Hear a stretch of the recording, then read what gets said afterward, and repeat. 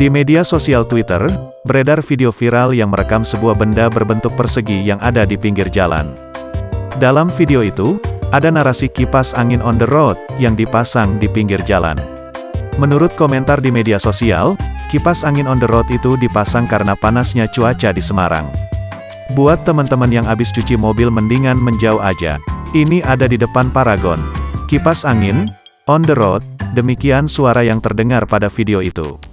Saat dikonfirmasi, Kepala Subbagian Pemberitaan pada Bagian Humas dan Protokol Pemerintah Kota Semarang, Siswo Purnomo, membenarkan pemasangan kipas angin di dekat Paragon Mall Semarang tersebut.